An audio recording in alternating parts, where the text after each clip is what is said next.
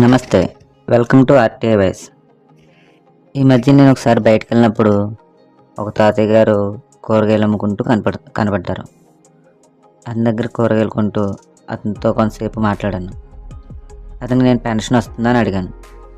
అయితే అతను నాకు 60 వచ్చి 3 సంవత్సరాలు అయిందండి, అయితే నాకు ఈ 3 సంవత్సరాల్లోనూ కూడా పెన్షన్ అప్లై చేసుకోవడానికి అవకాశం లేదంట అని చెప్పారు.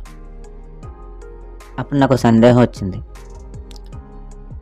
అసలు పెన్షన్ చివరిసారిగా ఎప్పుడు అప్లై చేసుకోవడానికి అవకాశం ఇచ్చారు?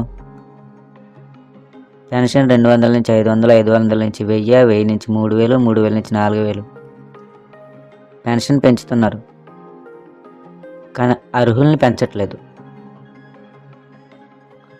సరే, దీని గురించి తెలుసుకుందామని నేను ఆర్టీఐ అప్లై చేశాను.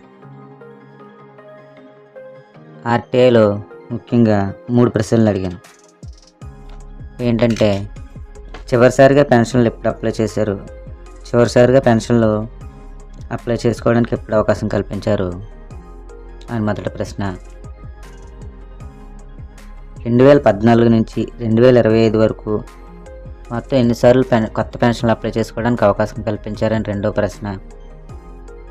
అలా ఉమ్మడి ఆంధ్రప్రదేశ్లో వాళ్ళు పెన్షన్లు ఎప్పటి నుంచి మొదలుపెట్టారు అని మూడో ప్రశ్న రాసి ఆర్టీఐ పంపించాను. అయితే 30 రోజులు గడిచిపోయింది, కానీ సమాధానం రాలేదు. 30 రోజులైనా సమాధానం రాకపోయేసరికి నేను ఫస్ట్ అప్పీల్ పెట్టడం జరిగింది. ఫస్ట్ అప్పీల్ అన్న వాళ్ళు నాకు సమాధానం ఇచ్చారా, లేకపోతే నా అప్లికేషన్ పక్కన పెట్టేశారా? సెకండ్ వీడియోలో చూడండి.